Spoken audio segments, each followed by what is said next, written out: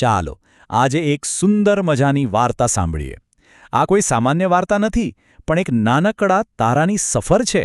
એનું નામ છે લૂમો, અને એની વાર્તામાંથી આપણને હિંમત વિશે કંઈક ખાસ શીખવા મળશે. તો વાર્તાની શરૂઆત કંઈક આવી છે. જરા કલ્પના કરો તો, રાતનું અંધારું આકાશ અને એમાં લાખો કરોડો તારા ટમટમી રહ્યા છે.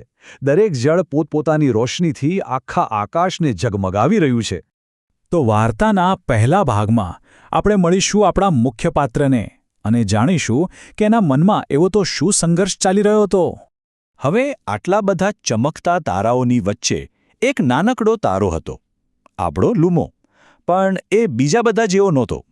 એને પોતાની રોશની ફેલાવતા ડર લાગતો હતો, અને આ જ તો એની સૌથી મોટી સમસ્યા હતી.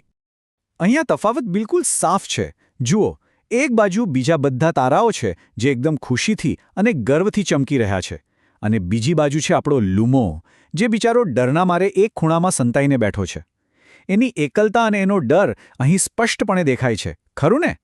લૂમોને આમ એકલો અને ઉદાસ જોઈને ચંદ્રમાએ ખૂબ જ પ્રેમથી એને પૂછ્યું. આ સવાલ ફક્ત સવાલ નહોતો, પણ લૂમો માટે પોતાના ડરનો સામનો કરવાની એક તક હતી. અને લૂમોએ એકદમ માસૂમિયતથી પોતાનો ડર સ્વીકારી લીધો. એના આ જવાબમાં જે નિર્દોષતા અને લાચારી છે, એ સાંભળીને કોઈને પણ એના માટે લાગણી જાગે. વાર્તા અહીંથી એક નવો વળાંક લે છે. હવે આકાશમાંથી સીધા પૃથ્વી પર આવીએ, જ્યાં એક બીજી જ વાર્તા આકાર લઈ રહી હતી. જે ઘડીએ લ્યુમો આકાશમાં ડરી રહ્યો હતો, બરાબર એ જ સમયે નીચે પૃથ્વી પર એક નાનો છોકરો પણ સાવ એકલો હતો. બંનેની એકલતા વચ્ચે જાણે કોઈ અદૃશ્ય દોરો બંધાઈ રહ્યો હતો. આ છોકરો ખૂબ જ એકલો અટૂલો હતો. એના મનમાં બસ એક જ ઈચ્છા હતી કે કાશ મારો કોઈ મિત્ર હોત. અને એને ક્યાં ખબર હતી કે એની આ જ ઈચ્છા લૂમોના ડરને હિંમતમાં બદલવાની હતી. અને હવે આવે છે વાર્તાનો ટર્નિંગ પોઈન્ટ. એક એવી ક્ષણ જ્યાં લૂમોએ એક એવો નિર્ણય લેવાનો હતો જે બધું જ બદલી નાખવાનો હતો. અહીં આ બે અલગ અલગ દુનિયા એકબીજા સાથે ટકરાય છે. લૂમોએ જેવી પેલા એકલા છોકરા પર નજર કરી, એને તરત જ સમજાયું કે એની રોશનીની કોઈને જરૂર છે. એની હિંમત પોતાના માટે નહીં, પણ બીજા કોઈક માટે જાગી. અને બસ એ જ ક્ષણે લૂમોએ નક્કી કરી લીધું કે હવે ડરવું નથી, હવે પ્રયત્ન કરવો છે. એની જિંદગીનો આ સૌથી મોટો અને સૌથી હિંમતભર્યો નિર્ણય હતો. તો ચાલો જોઈએ કે લૂમોના આ નિર્ણયનું શું પરિણામ આવ્યું. એના આ એક નાનકડા પગલાંથી આખરે શું બદલાયું? લૂમોએ ઊંડો શ્વાસ લીધો અને પોતાના ડર પર કાબૂ મેળવ્યો, અને ધીમે ધીમે એ ચમકવા લાગ્યો. એની નાનકડી રોશની હવે ફેલાઈ રહી હતી. હવે જોવાનું એ હતું કે આની અસર શું થાય છે. અને પરિણામ તો જુઓ, એકદમ અદ્ભુત. લૂમોની રોશની જેવી જ પેલા છોકરા સુધી પહોંચી. એનો ચહેરો ખુશીથી ખીલી ઉઠ્યો. એને લાગ્યું કે જાણે આ તારો ફક્ત ને ફક્ત એના માટે જ ચમકી રહ્યો છે.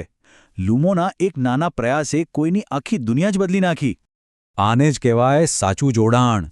લૂમોનો પ્રકાશ અને પેલા છોકરાની ખુશી, બંને વચ્ચે એક એવો સંબંધ બંધાયો જેણે બંનેની એકલતાને કાયમ માટે દૂર કરી દીધી. તો આટલી સુંદર વાર્તામાંથી આપણને શું શીખવા મળ્યું? ચાલો હવે આ વાર્તાનો જે મૂળ સાર છે એને સમજીએ. પેલા છોકરાના ચહેરા પરની ખુશી જોઈને લૂમોને બધું જ સમજાઈ ગયું. એને આજે પહેલીવાર સમજાયું કે એ જે રોશનીને છુપાવી રહ્યો હતો, એનું મહત્વ કેટલું મોટું છે. અને આજ આખી વાર્તાનો સૌથી મોટો સંદેશ છે. આપણો એક નાનકડો, સાવ નાનકડો પ્રયાસ પણ કોઈના અંધકારથી ભરેલા જીવનમાં આશાનું કિરણ બની શકે છે. અને બસ તે દિવસ પછી લૂમો ફરી ક્યારેય ચમકતા ડર્યો નહીં. એની એક નાનકડી હિંમતે એના જીવનને હંમેશા માટે બદલી નાખ્યો. હવે એ પણ બીજા તારાઓની જેમ આત્મવિશ્વાસથી ચમકતો હતો. તો અંતે આ વાર્તા એક સવાલ આપણી સામે મૂકીને જાય છે.